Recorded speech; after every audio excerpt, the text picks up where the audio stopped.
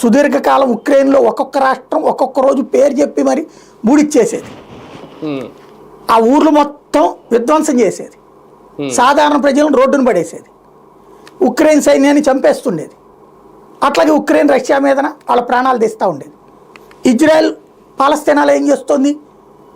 చెక్కేస్తోంది రోడ్లు, బిల్డింగులు అన్నీ కూడా. మనం అట్లా చేయలా, మనం అట్లాంటి విధ్వంసం చేయలా.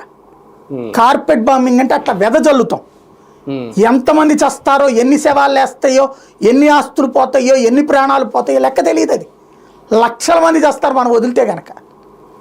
మన దగ్గర ఉన్న వెపన్స్లో ఓన్లీ 5% వాడాం, వాడికి 30% డిస్ట్రక్షన్ చూపించాం.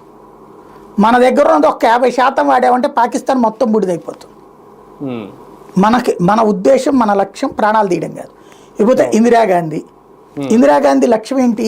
ఆ రోజుకి ఈ రోజుకి అసలు దీనికి దానికి పొంతం లేనిది ఏంటంటే, అప్పుడు తీవ్రవాద దాడి కాదు, పాకిస్తాన్లో నుంచి బంగ్లాదేశ్ ప్రాంతానికి సంబంధించి తూర్పు పాకిస్తాన్ జనం భారతదేశంలోకి వస్తున్నారు, దాన్ని నిరోధించడానికి ఆపరేషన్ చేపట్టాం, బంగ్లాదేశ్ ఏర్పాటు కదా.